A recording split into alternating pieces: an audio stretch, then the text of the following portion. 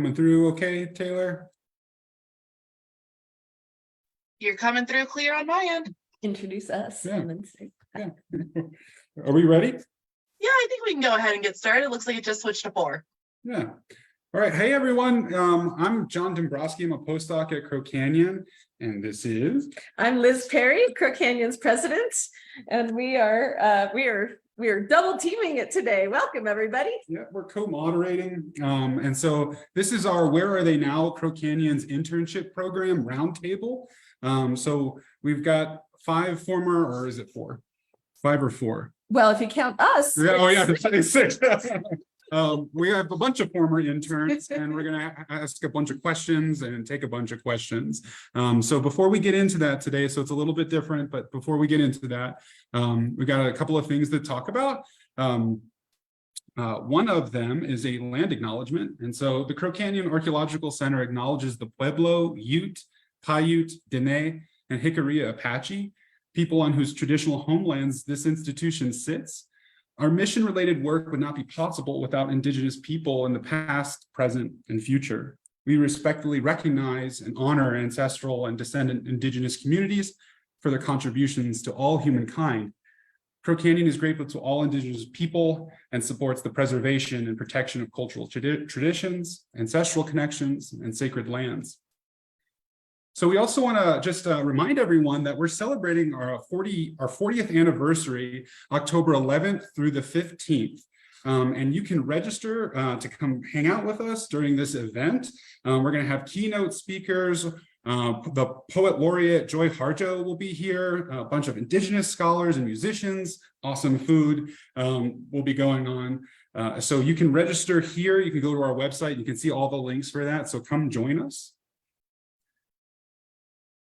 We are all old hands at Zoom now, but we just want to make sure to tell everyone that if you've got questions, be sure to put them in the Q&A. If you're having any difficulties, just remember that we're also streaming on Facebook, and you can always subscribe to us on YouTube and watch these webinars if you ever miss one. We have a couple of upcoming webinars, so one on Thursday, May 11th, and then the next one the following week on May 18th on various topics, so please join us for those. And without further ado, I'm going to stop sharing my screen, and we are going to introduce all of the past interns on our roundtable today. So let's see, who should we start with to introduce yourself? Should we go in chronological order? Let's do it. Let's do it. Let's do it. Very archaeological. Yeah. I think that means you, Liz Klarich. I wasn't sure if we were going early to late or late to early. Oh, hi, everybody. My name is Liz Klarich, and we're going early, I guess. I was a field intern in 1995 at Woods Canyon, Pueblo. I had just graduated from undergrad at University of Chicago, and goodness, got in my little car and drove across the country to spend the last part of the summer and actually into the fall at Crow Canyon. When I was there, I was responsible for working with young people and adults in the field. And then I did get to stick around a little bit after my internship. And during that time, I got to learn how to write reports and make maps while I was studying for the GRE. And I'm also supposed to tell you what I'm doing now. I am still an archaeologist. My field research is mostly based in the Lake Titicaca Basin of Peru and Bolivia. And happy to talk more about the details. And then in terms of my academic position, I'm at Smith College in the anthropology department in Western Massachusetts. I started here in 2009, and it's a small liberal arts college. And small liberal arts college, I teach students all the time that don't have any background in archaeology. And so my training at Crow Canyon really got me ready both for, of course, like the technical part of archaeology, but also to kind of learning how to package archaeology to make it relevant to various publics, you know, as jargon-free as possible and as socially relevant as possible. So I'm thrilled to be here with all of you tonight. Thanks for inviting me. Liz. Who's next in chronological order here? We've got a cluster. I'm 2005. Uh, So Liz, you're 2003. I guess I'm next. So my name is another Liz Schultz. So I was an education intern at Crow Canyon in 2003. So I went there right after graduating undergrad at the University of Wisconsin-La Crosse. They have a great undergrad archaeology program. And Crow Canyon was a great way to, I guess, kind of put some of those archaeological skills and combine them with interpretive, talking with kids and adults. And that kind of changed the course of my career. I did, after I was there in the spring, and then in the fall, I started graduate school at Binghamton University. And partway through Binghamton and in Crow Canyon, I just realized I was often the one, when a school group came, I was the one giving them a tour of the site or a tour of the lab. So I veered off into museum education then and went to Cooperstown in upstate New York. And then currently, I am the executive director of the Oberlin Heritage Center. We're a small historical society and historic site in Oberlin, Ohio. But I do think Crow Canyon was one of the first experiences of really, it was that bridge between college and beginning to adult and be on my own. So very valuable experience.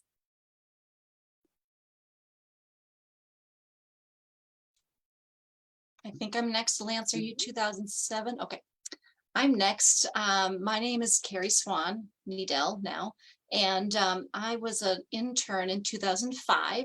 So my path, I did classical archaeology as an undergraduate at Dartmouth College, finished in 2002, and then did a master's degree. And I didn't know if I wanted to do a PhD or what I wanted to study or what I wanted to do. And so I did an internship at Crow, the lab internship in the winter of 2005, thinking I could put my master's degree skills in archaeological materials analysis to use. And then I loved it so much, I came back again in the fall of 2005 as a field intern, and that was at Goodman Point, Pueblo. And I had a blast both in the lab. It was very different experiences in the lab. In the winter, it was me, one other intern, very quiet, working with Jamie and just doing artifacts, cleaning, database entry. And then when I came back in the fall, it was much busier. Many people, we had school groups, adult groups. It was a totally different, amazing experience. And I learned many different things and so valuable in my personal and professional life.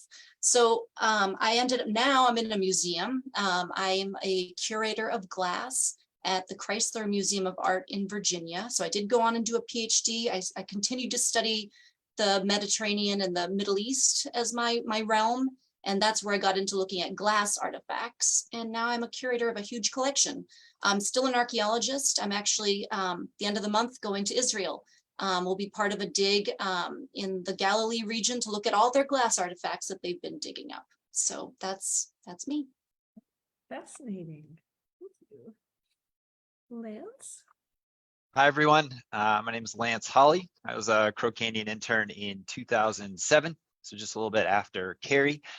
So I was a field intern. I was working at Goodman Point, Pueblo as well. So shout out to Steve and Grant and Kristen if they're listening in here. It was a great time. I came out in the summer right after finishing undergrad as well. I had gone to undergrad out in North Carolina and knew I wanted to do archaeology. So I flung myself out west to where all the action was. Kind of similar to what Liz was saying. I got a used car, drove all the way across the country, arrived in my Crow Canyon hut, and had a great time. It was an awesome summer working in the field. And what really sort of captivated me was doing a lot of the interaction with the student groups that came through, the adult learners, the public that would come through Goodman Point. And I enjoyed the archaeology, but over my time there, I really found kind of a passion for the education side of things and explaining what we were doing, why we were doing it, how it fits into kind of the bigger picture of, archaeology as a whole and kind of what we're trying to learn about in that sort of zoomed out view. I really liked doing some of the hands-on teaching in terms of like at the pit house and making a fire and throwing spears with atlatls, and really kind of gravitated to that role. Led some tours as part of the intern experience, kind of led some tours of school groups up at Mesa Verde. And that was just awesome stuff. I ended up coming back to Crow the next couple summers. So I was doing a lot of CRM archaeology around the Four Corners states, just kind of living out of my Jeep and trucking around doing contract projects. And I would come back to Crow the next 2 summers to work for some of the high school and middle school camps and field schools. So I did some of the education elements there. And while I certainly did, a few years in archaeology through all that experience, I give Crow and the experience there credit for kind of sending me in that education direction. And I actually became a high school teacher. So I went into social studies. I moved up here to the Denver area, and I spent a long time being a high school social studies teacher. So of course, history was kind of the main aspect, and I love teaching world history and US history, but I taught all the social studies subjects. So again, happy to kind of go in more on how that all panned out, but I definitely give my experience at Crow credit for sort of letting me know what I was passionate about and enthusiastic about. So I did that for quite a while, and as you can see here, I'm no longer a teacher. I'm with the National Renewable Energy Lab, which is one of the government's contracted national labs across the country. I'm still up here in Denver. The lab is technically here in Golden, and I do renewable energy work. I'm not a renewable energy scientist, but my role is pretty cool because I work with different communities and I work with different people in kind of that same educator role or sort of public communicator role. And I run a pretty cool prize program that tries to get money and funding into local communities that are trying to do clean energy work or trying to engage community efforts in clean energy work. So it's a really rewarding position and kind of a cool transition going from archaeology into public education and now into renewable energy. So happy to talk a lot more about those, but pretty cool to be here. And yeah, that's all about me. Wow. Thank you. Jonathan, I don't want to put you on the spot, but technically you are the most recent of us. Yeah. Would you be willing to share a little bit about your intern experience? Sure. So I actually became an intern. So I was an intern in 2015, but I had just gotten my master's degree and I knew I needed some field experience. And so I applied to the field internship and got it, which was great. And spent that summer working on the Basket Maker Communities project. So actually around where we're sitting right now, I was working in a lot, and then just came back every summer and helped with the college field school while I was getting my PhD at the University of New Mexico. And so when I finished up, I became a postdoc here, which is pretty great. So that's the kind of shortened version of that story, but yeah. And what about you, Liz? I sent the other Liz going and I was jumped over myself. Well, I was an undergraduate at Arizona State with a number of Crow Canyon people who were in their graduate programs, like Mark Varian and Jim Potter and Scott Ortman were all there at that time. And they really did inspire me to go to field school, which I did, and then came up I guess in 1995, drove up from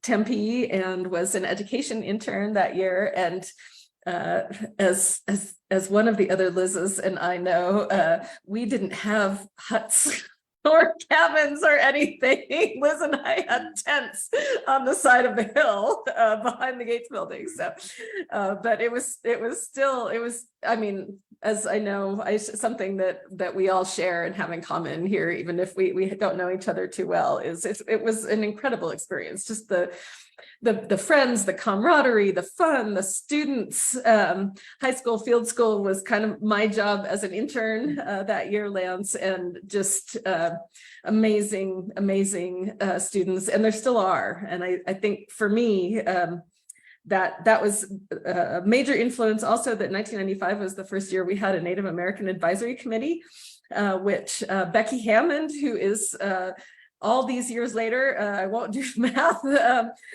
Becky Hammond, who was on that committee, is our American Indian Initiatives Manager and educator, still here doing amazing work. And I think that was probably what influenced my my career the most, went on to get my PhD at University of Arizona, and really worked in NAGPRA compliance, which was still sort of new at that time, and working on cultural affiliation studies for tribal communities who are seeking to repatriate collections. And so finished my PhD and went into contract archaeology, like so many of us. Worked on the Animus La Plata project in Durango for about 10 years, and then kind of went into the management side of contract archaeology and environmental compliance, and stayed with that company, SWCA, for about 15 years. And then I went, I had been working, I was living in Seattle at the time, working for that company, and a number of my clients were Alaska Native corporations up in the state of Alaska. And so was up there a lot, had opened up an office for SWCA in Alaska, and was ultimately kind of recruited through some of my friends and colleagues, and took on the role as president and CEO of an Alaska Native corporation that was going through bankruptcy and needed a turnaround. So I spent a number of years up in Alaska as president of Koniag Incorporated. We served the Alutiiq shareholders of the Kodiak Island area. And that was a really absolutely one of those things you can't turn down, because I got to spend a lot of time in villages on Kodiak Island, working with absolutely incredible people. And that corporation was really a for-profit corporation with an entirely social mission. All of the resources that we were able to bring in through different kinds of businesses got shared with or were distributed to all Alaska Native shareholders. And they had a mission of cultural heritage and cultural heritage preservation as well, and an affiliated museum there on Kodiak Island. So it was really just an honor to serve for that organization, and recruited and worked with my successors, who were Alaska Native professionals who were amazing, and they're still there. And about that time was when Crow Canyon was looking for a new president. And so I came down and started in 2018 as president of Crow Canyon. So I have come full circle to the Great White North and back. And I've been here 5 years. I can't believe it. The pandemic was like a time warp, but really it's still an incredible place. And we're looking to do a lot of forward motion on the new directions in archaeology and the discipline and indigenous anthropology, and really excited about where we're going, and really excited about where we've been, which includes all of you. So thank you so much. All right, so we've got some questions for everyone, and I think going in the order of Liz Klarich, Liz Schultz, then Carrie Swan, and then Lance Holly would be perfect to keep doing that. And so the first one that we have, just to kind of kick things off, is so describe some of the skills that you need in your current jobs, and like, can you also link it to how the internship helped you prepare, the Crow Canyon internship helped you prepare for your current position? Well, I guess I'm going first each time, huh? Yeah. Okay. Goodness.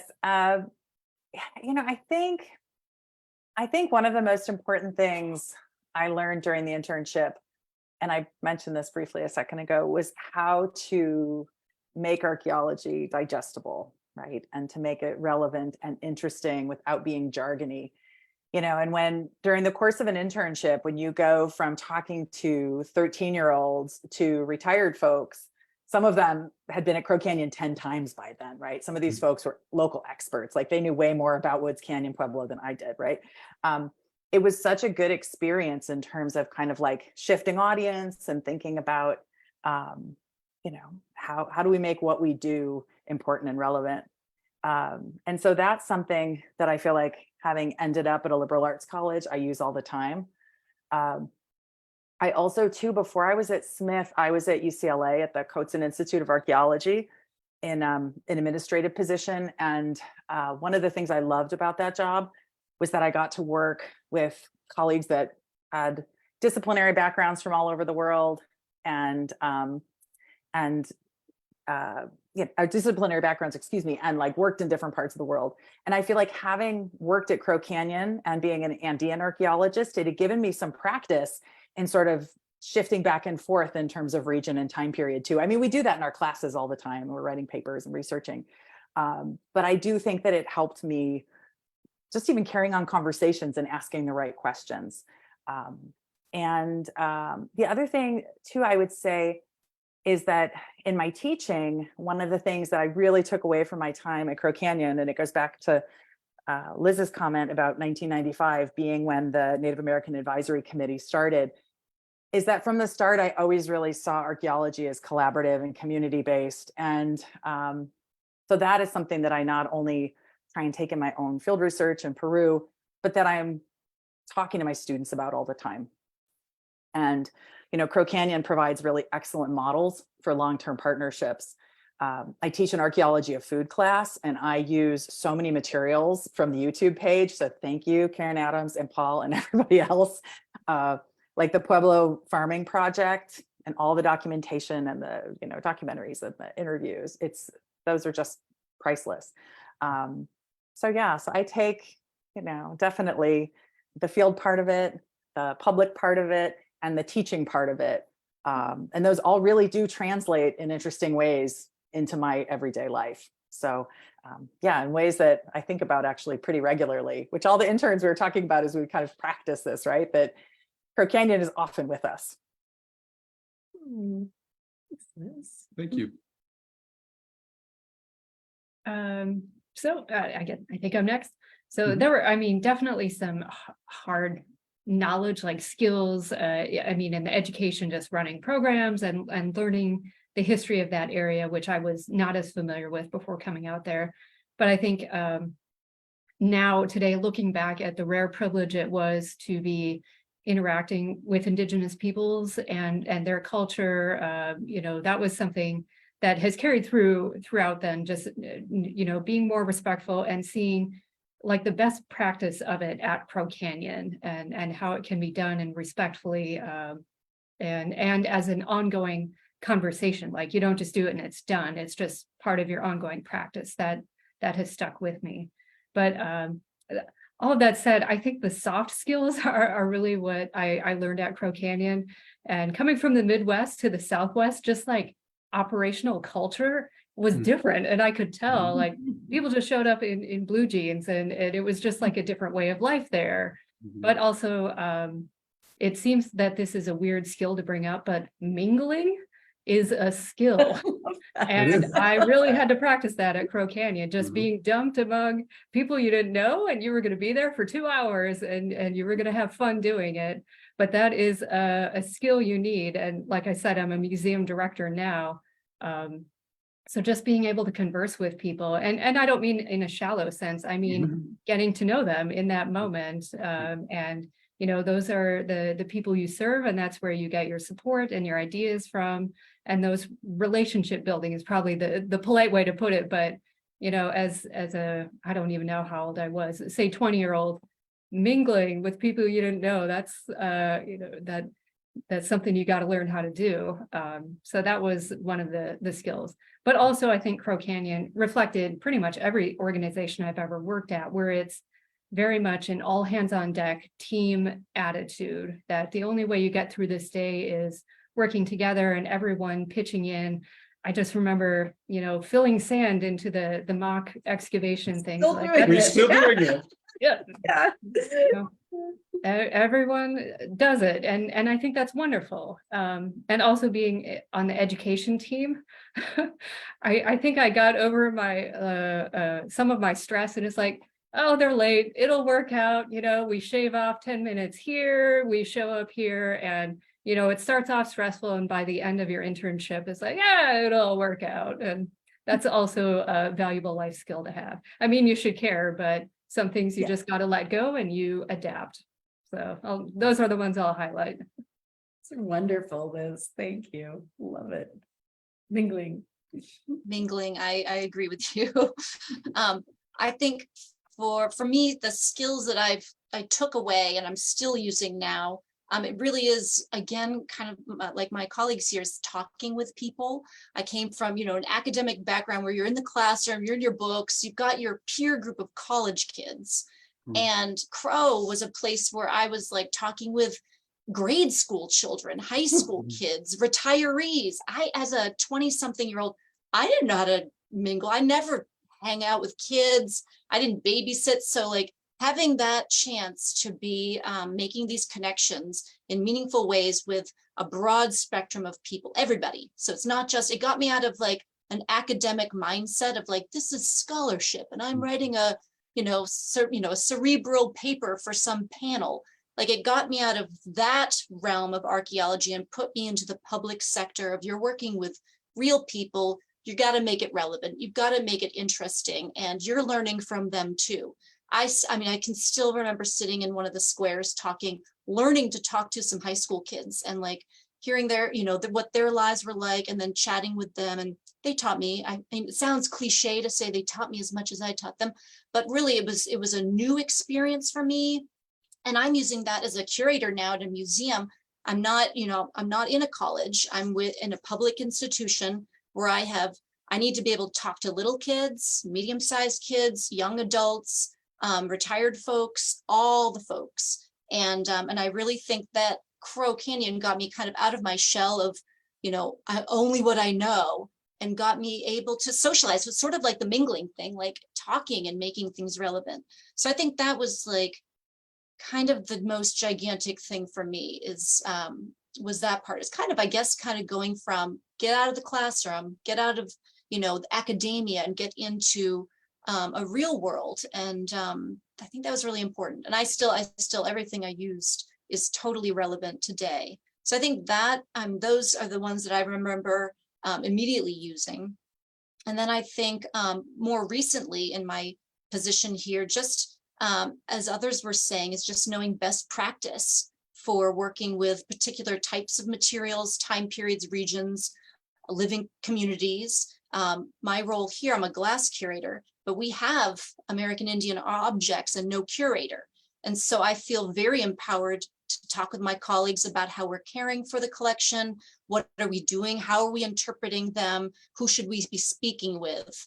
And that's been really rewarding to feel like that I have this experience that has really gave me a perspective that I hadn't had before, and it's helping me do the work now. So many things. Wow, Carrie, that's so great. All the folks, I love that. So yeah, all the folks, that's what we do here too, yeah. Yeah, for the question of, what are some of the biggest skills I took away from being an intern at Crow, I'm trying to decide whether I gained more from Paul in terms of facial hair grooming, clothing choices, or if I learned more from the Hollywood bar in Dolores. No, just kidding. The Hollywood burned down. I know. That's so sad. I learned a fair amount there too. Yeah, we all did. So that is to say, lots of life skills Yes. can be gained from the people and places around Crow. But one thing to highlight kind of from the field experience, especially working with kids and a lot of the kids whose parents kind of said, you should do this, it'll be good for you. And they're like, I'm sitting outside in the sun all day in this hole, scraping away at dirt with a trowel, just, it kind of taught me, how can you keep things fun and keep things interesting and engage with kids who might have different levels of how much they want to do this. And, I remember kids being at the screen, looking through everything and be like, is this something? And I'd be like, yes. And they're like, awesome. And I'm like, it's sandstone. I'm like, and it became kind of, a running joke, because they would always say, is this something? I'm like, well, it's something. I know that you mean, is this an artifact? Is this a sherd, right? And so one of those kids probably went on to create a t-shirt business with a sign that just says, no, it's just sandstone, because that was our running joke. Or, we had like, what did they eat became like a meme around so many kids, because they're like, why do we keep asking this question? We know the answer. What does it mean? And like, all right, let's go a little bit deeper. What are the other sorts of things that we can extrapolate from a basic question like that? Or what other interesting things can that then prompt us to ask? So I think the field experience sort of brought a lot of those things out. And then on the education side, doing some of the hands-on stuff with the field schools, something that definitely stayed with me as I became a public school teacher is just prepping and being ready for stuff. And I feel like that experience at Crow as an educator was the first time where I was like, okay, in the morning, we're doing pit house and basket making session. In the afternoon, doing here. So what do I need to have prepped and why? And, you know, ready for the transition. And being just out of college and kind of responsible for groups, that was the first time that really applied for me. Having stuff prepped and ready for other groups and thinking it through in my head and planning it out. So skills that have definitely come in useful in professional career. Fantastic, really cool. All right, so our next question is, so can you briefly describe kind of what you did as an intern? A lot of us touched on it a little bit, but can you reiterate it and then also talk about some of the highlights about kind of what you were doing day to day? Oh, goodness. At Woods Canyon, we were excavating, and goodness, it was a hike down into that canyon. But I had just come back from Bolivia, so I was in good shape because I had been at high elevation. I'd been living at high elevation, so that helped. But that lasted for like 2 weeks, and then I was just out of shape again. But yeah, so at Woods Canyon, goodness, like I mentioned before, we had some school groups, mostly adults.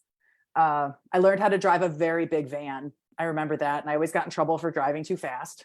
But boy, for me, I think of the highlights of that. The beauty of the region and just getting to know a totally new landscape.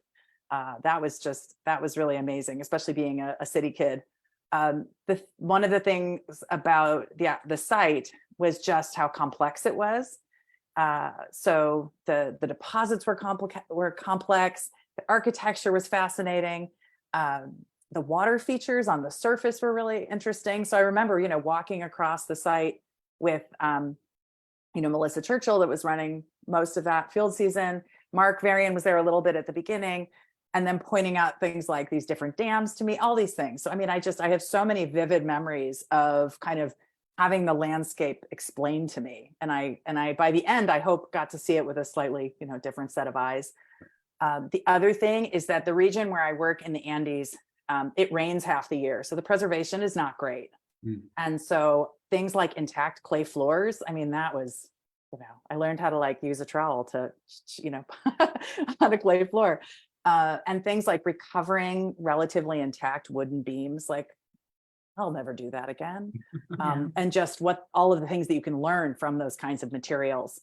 The other highlight was during this time I was working on my grad school applications. And so I had this wonderful community that guided me through this. Bill Lipe would come out and ask me GRE words on the deck while I was eating breakfast.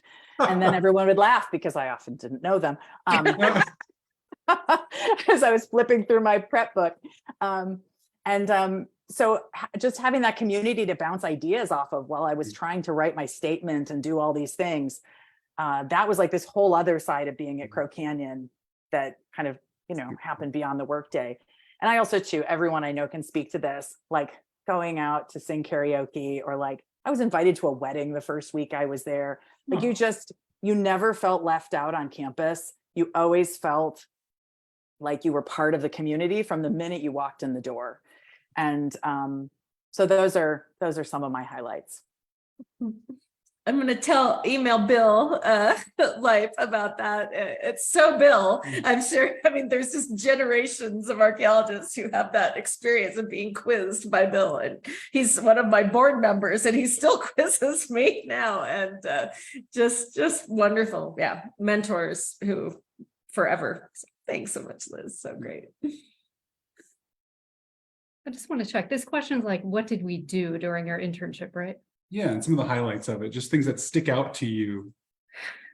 Because when I look back at what I did in preparation for this, I'm like, wow, did I really help them? Because I feel like as the education, by the time my internship was over, was when I was just hitting my pace of feeling like I knew what I was talking about. So a lot of the education internship was just learning the chronology, and I want to say it was called Windows to the Past or something. Still is, yeah. Okay. So learning that, just making sure I was getting, the basics right, and learning the different education stations. So that part, the mock dig, I'm sorry, I'm forgetting the terminology for some of the different stations, but just getting to know those was a big part of it. And then I think gradually gaining more responsibility and like guiding the students, doing some of the lessons, and going on some of the field trips. Although I think even calling myself a chaperone is a strong word. I was probably more of a tourist along and supposed to be keeping track of the students as well.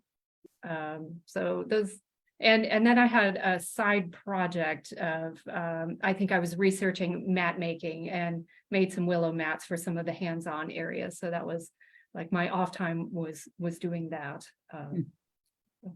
And of course the fire and atlatl. I will remember when I made it smoke. I don't know if a flame ever came out of it, but the smoke, I will always remember. So thank you, Liz. Carrie? Have to carry.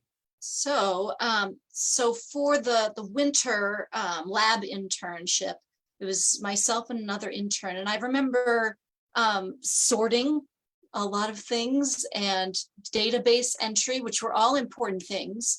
And I think I'd done most of my kind of educational work in archaeology, like actively in the field. So being in the lab, this was really my first time dealing with materials and a wealth of materials, like all these paper bags, and where do they go and how do you process them, and when do you wash, when do you not wash. So, and then also like Liz, learning the material culture. I had no background. All my knowledge was like Roman pottery, which had nothing to do with this region. So learning about like the inclusions, the clay types, the paint types, and how cool is it to be able to like feel like you're recognizing. That was a really neat skill to, you're learning the typology, you're learning about, okay, this is from this era or whatnot. And so getting that skill, doesn't matter, if you're in, Bolivia or Italy or somewhere, just that skill of you've got all these objects, how do you deal with them? So the unknown of learning, and you just tactilely and visually start getting those skills. So I definitely got that, which was really fun. I can't remember anything now, but I know at one time I knew it enough to enter the database and to do it correctly. So the lab internship, I remember a lot of those kind of tactile skills. And then, being in the field, again, it felt like what I was doing was very much working with people. I remember just being, in a trench with some, a couple of folks here, seeing how they're doing. Do they need some help? And kind of back and forth, and teaching some skills. I do remember a lot of the, I'll say retirees. I don't know if they were retired, but the non-children, I really liked working with them. And again, was a new experience. But I will remember, digging, and a lot of people were returns, so they knew a lot more than I did sometimes. And there was one fellow who was a return, and he was digging, and he said to me, "Carrie, I found gold." And of course I was like, "What are you talking about?" And it was a little bottle of Goldschlager that he had. Does anyone, I don't know if this happened, if you know who this person is, but I know I was not the only one. I feel like he had done this multiple times. So it's, things, I remember that humor as I'm learning skills and working with people and dealing with a site and being sort of a supervisor, like a junior supervisor in a way. Those were cool skills to get. And then just thinking, highlights, exploring. So it was like after I'm from Maine. This was the first time I left the East Coast. I drove out in a car my dad let me use. Thanks, Dad. I know you're watching. So I drove out to Colorado for the first time, and like just exploring that region. I did the Four Corners. I'd go with Jonathan Till. We'd go canyon hopping and like looking for sites, just exploring all, the canyon lands, like archaeological sites, state parks. Like I just like filled myself and just did way too much because it was so exciting. So the landscape, the history, the cultures, everything was new for me. So the highlights, everything was a highlight. So thank you. Thank you. So great. Well, I don't know if it's still the situation there, but a big highlight for me was the food, the cooking of Jim. I often snuck into the kitchens late at night for the leftovers fridge.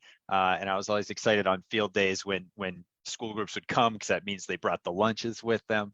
Food was a big highlight for me. I agree with Carrie, exploring the area. So Erin Baxter was the intern coordinator while I was there, and she took it upon herself on weekends to like drive us interns out to all these cool sites and places off the beaten path where tourists don't go or know about, and hiking through canyons and finding little alcoves that no one sees or goes to, I feel like really enriched the experience. One highlight in the field that I'll share is actually my biggest embarrassment in my entire archaeological career. So nice job having that be attributed to Crow. And for anyone listening who's afraid that, this is a high stress job, I did this and survived. I was excavating in a kiva, and we were removing, collapsed rubble and stones. And there was this peculiar stone that was sticking kind of straight up, nice and smooth and shaped. And I was such a noob. I was like, what is this thing doing here? Ripped it out, chucked it. Turns out it was the deflector stone, and for those of you who may not know, it's like probably the most important part of the entire kiva. I was not fired. I was not executed. That was Excellent. a learning moment. We went and found it in the pile. Kristen, who I was working with, was very nice about it, but it was a good lesson. And, maybe let's slow down and think about why something that's out of place might be that way. So that was We'll never do it again. Never. Yeah. Nope. Well, that's because they've never let me in a kiva after that. Yeah.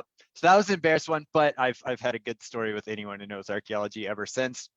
And then one last quick highlight with the high school field school, similar to Carrie, what you were saying. I was coming out from the East Coast, still pretty green in terms of what the sort of outdoorsy life was like. And a lot of the field school students were equally not super outdoorsy. So here I was trying to teach them how to set up a tent, having, if we're being honest, just figured it out myself, a few days before.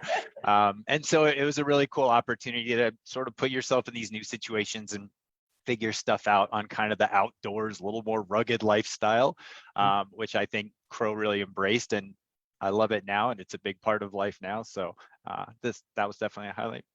Oh, that's so great. That's so great. I will note that I have, as we speak, I have Jim's carne adobada recipe. I have it marinating in the fridge to Love actually it. give my sister and my brother-in-law. So yes, Amazing. Those amazing. cookbooks probably sold so well. Yeah. We still have some. Yeah. Distribute. Jim retired in 2016. 2015, He was. yeah. I was the last intern group to have To have Jim. Jim. Yeah, and then we Nice. have Tammy, and Tammy's wonderful. Well, and Tammy Awesome. was trained by Jim. Like Yeah. Tammy Yeah. was Jim's assistant I forever. remember So we yeah, get all okay. of the same amazing Jim Martin recipes. In fact, we Love just had that creamy gazpacho on the, oh my So God, good. so good. Yeah. So good. One of the questions that I actually saw pop up in the Q&A, and it's now gone, but I still think it's a really great question. So I'm going to ask it, and I might just jump in front of everyone and say it really quick. My answer to it, because I think it's important, is do you all keep in touch with your fellow interns throughout these years? And I just, speaking for myself, the answer is absolutely yes. And one of my best friends on the planet was a lab intern when I was a field intern. His name's Hunter Claypatch. And so we still keep in touch. So building these relationships is such an important part of the internship. So I'm just wondering what you all have to say about that. Liz? Hi, I would say, yeah, I mean, definitely mine was, a long time ago. But, and actually some of the folks I was an intern with, I think one of them went on in archaeology, and I see at the SAAs occasionally. The other ones, I'm not sure, but I did at the end of the field season, because I stayed for a little while, I got to crash in Donna Glowacki's Hogan that she was staying in. And Donna, you better be out there. She is. She's in the audience right now. Good, hi, Donna. And yes, she's my SAA dinner date every year. And I feel like, yeah, I think everybody has their networks from Crow Canyon. It's impossible not to develop them, all living together and working together. That's a tough act to follow, because I don't. I'm sorry. It's okay. It's okay. It's great. I don't know if it was a different season, but like those 3 or 4 months went really fast, and all I can say is no. And now I'm thinking, like, what did I do wrong? But I guess I've kept up with other professional networks, but not Crow Canyon as much. And that's nothing against Crow Canyon or the people I worked with. Well, now we've got you back. Yes. I'm more like Liz Schultz. So unfortunately, I'm not really in touch with anyone. There were 4 other interns in the time that I was there, and one of them, we are Facebook friends. So I do every now and be like, oh, what's Kelly doing? You know, that sort of thing. But beyond that, and there's, you know, a couple of the others, it'd be nice to get back in touch. And I don't know how necessarily to do that because our emails are so out of date. But I do think about them and I do wonder what they're up to. And it would be super fun to get back in touch at some point. So I wish I did keep in touch. I think we might be able to facilitate that. I was gonna say, I'll give you names, you give me Yeah. emails. Absolutely.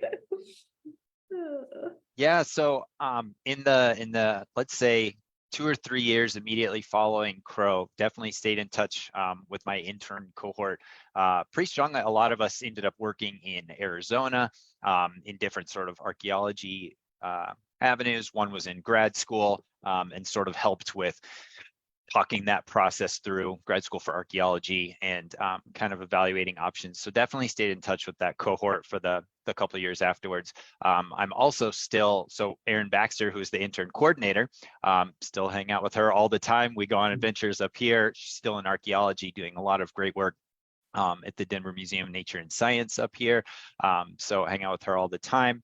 And then, I mean, wasn't an intern, but like Mark Varian was, you know, calling the shots when I was there, and I used him for a lot of great reference letters and sort of advice asking. So definitely stayed in touch in the years right after being an intern there. So definitely some strong networks that developed from that internship experience. I have, well, that's partly why I'm back here, I Yeah. guess, because lots of friends. But a funny thing, Liz, I don't know if you remember him, but I was an education intern, and there was another education intern in my cohort named Jeff Jones.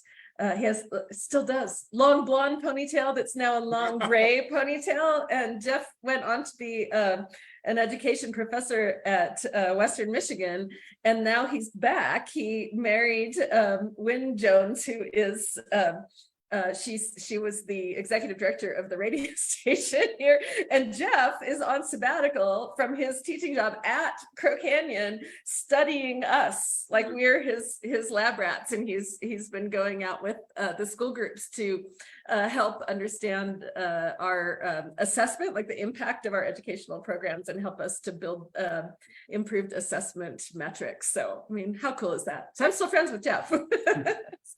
Awesome. You know, we have a few questions here, but we're kind of running on time. I just want to keep time and be respectful of everyone's time. So we might kind of jump ahead on some of our questions.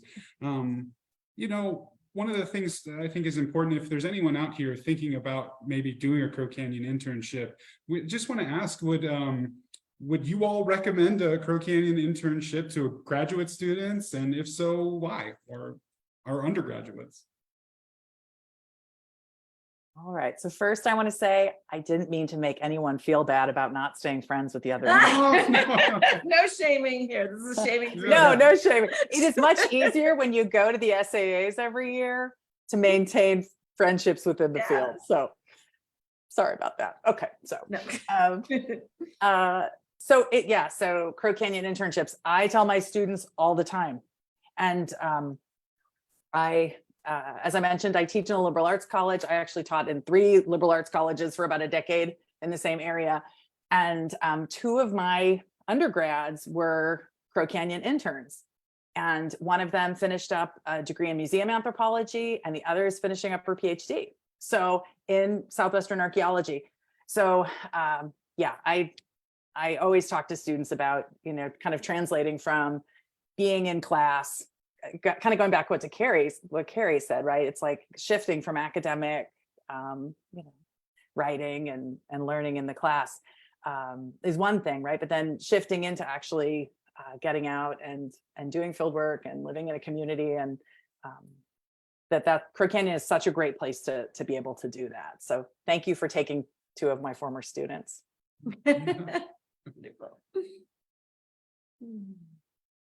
Yes, absolutely. I mean, not only is it very important heritage that everyone should have the opportunity to learn and grow from, but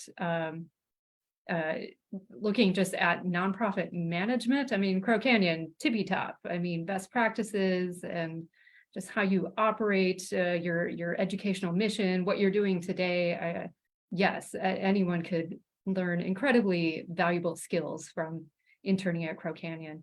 Plus, I feel like if you're going into the field, Crow Canyon gives you the opportunity to get into whatever niche you're looking into. You know, and the project I chose as an education intern, like that was my personal interest blended with what they needed. But, you know, management, lab work, excavation, just education. Yeah, all of it is possible there. So absolutely recommend, and you do wonderful work there. Thank you. I also, of course, would recommend people do the internship. Any of them, all of them. I'm sad I didn't do the education internship. Maybe I need to come back because I couldn't get enough. It was the kind of, it was so short, and it was an amazing place and experience and people, and I needed to do it again. And I think I would have tried it again and again if, you know, if possible, but absolutely for all the reasons. But I also think that you don't have to be a person who's, you know, focus is American archaeology, American Indian archaeology. I was studying, you know, Pompeian archaeology, and I still got a lot out of it. So I think, and it's one of my most important archaeological moments of my career or being. So I think that's something that maybe to consider or spread the word, is that you don't have to have an interest in just this corner of the world or just this time period or just these materials or anything like that. Like, a lot of people can get important skills and make connections, and it will be, you know, transformative professionally and personally. So I would recommend it to anybody who's interested in history, the past, people, for sure. Thank you. Yeah, I second Carrie. I mean, I'm sure there's sandstone in Pompeii too. There's sandstone everywhere. So I'm just kidding. I have no idea, but yes, absolutely. If archaeology is something that you're considering going into or already know that you're going into, it's kind of a no-brainer. I mean, Crow is a name that's known, so it's excellent resume material.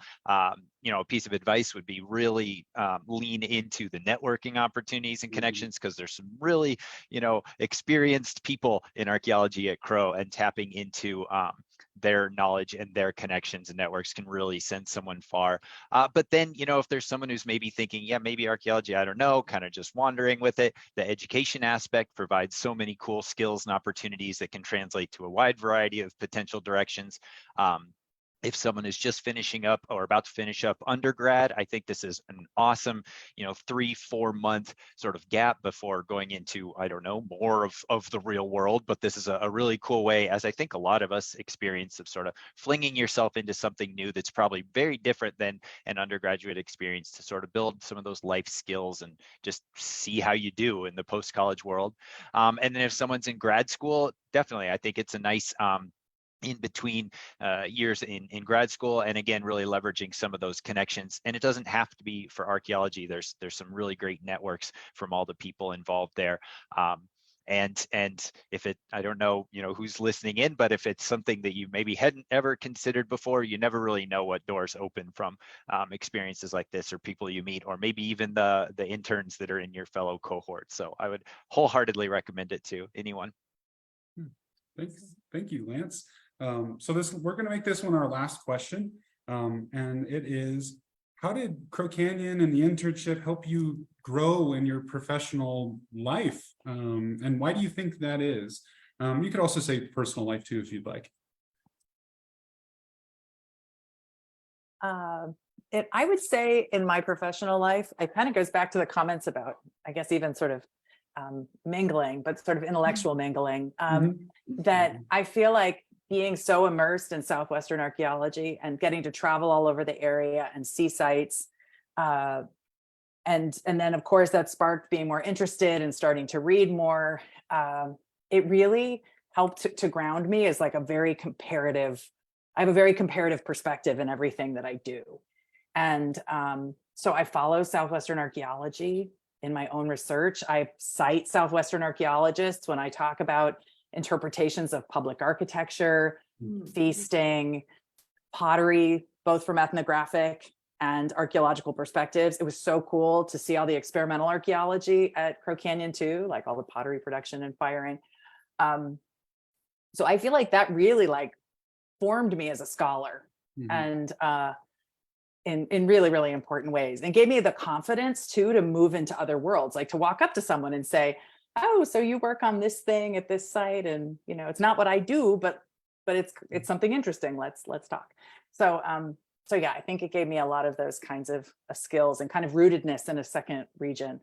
And then personally, goodness, I think it gave me a lot of confidence too, that I could live in another part of the country, that I could explore. You know, we had a lot of fun running around and visiting sites and doing things, you know, with our like $7 a day stipend at the time.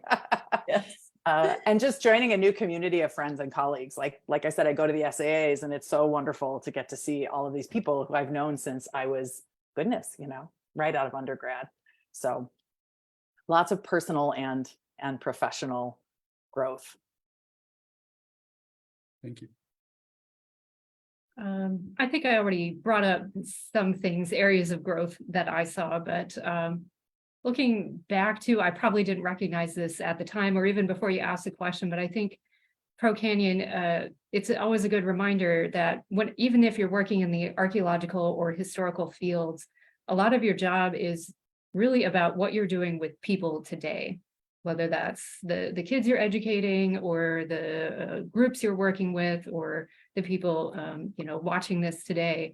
Yes, it's about the past, but it's really about what you're doing today and why you're doing it and what you're hoping that impact will be. And again, I think that's something your organization does really, really well. And personally, I love how I was looking back through a journal I kept there. First of all, I was very insecure throughout my internship and still until the end. But I love how one entry is just like mountain lions. Yeah. Forgot what that meant. It was like, yes, I was learning basic Southwest survival skills at the same time Right. while I was there too. Like, okay, good to know there's an area. And So good.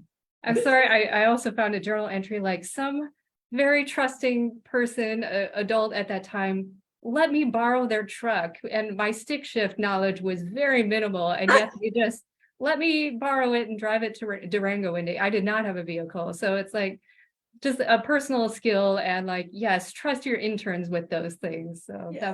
that was personal growth there. And I appreciate whoever that was who loaned me their truck for a weekend. Oh, so great. That's awesome. So for me, I think professionally, the growth was very much like not being a student anymore and not feeling like a student, feeling like a young professional. And there was still a hierarchy. You know, I was not a supervisor, but I supervised people. So I think that was the most important thing in many ways for me, was like, you know, being in charge and like being a young adult. And so not being a student, that was huge. And I think how did I grow personally? I grew a lot personally. I think my time, and I'd mentioned to my colleagues here earlier that I grew a lot personally. I really gained a lot of confidence and independence and curiosity. And I think this was, you know, that time of my life, this being a young adult, no longer a student, but still kind of young, didn't have a family, you know, that I had to bring up and be responsible for. So I got to really explore and figure out who I was. And so I think that was, you know, adventuring and learning things and meeting people. So personally, I think I gained just as much, if not more, not in a bad way, from my experience at Crow Canyon. It was transformative and very important. And I had mentioned to my colleagues also that I wear this ring that I bought when I was an intern, and I've worn it for almost 20 years or whatnot. So I wear this ring and it reminds me of that time and how I kind of found out who I was and became who I was. So I really, personally, it was just as important as professionally. Oh, wow. That's amazing. That's wonderful, Carrie. Yeah, I know we only have just a couple minutes here. My professional growth was learning what a deflector stone is. Well That's a done. We Carrie- got that Carrie one. spinner. Spit out Yep. a- I'll Yeah. always point that out whenever I visit an archaeological site. And a few folks had alluded to this earlier, but I think Crow, a big skill that I really took with me that is applied in all jobs is just sort of a cultural relevancy and a bit of a cultural humility. And I think Crow does a great job at really embedding people in cultural practices or ways of living or perspectives that are probably pretty different than where we might come from. And I went not right from Crow, but a few years later when I started being a teacher, I was in non-white schools, non-English speaking situations, and I'm the white male at the front of the classroom. And so I think that's a skill that translates to a lot of different places of just being aware of your own perspectives and biases, and maybe where you've come from and how that translates or doesn't translate to maybe someone else that you're interacting with. And that could be professionally or personally. And I'll give credit to anthropology as a whole. I think that's a really important part of it, and a worthwhile thing worth learning and getting involved in for wherever you end up going after that.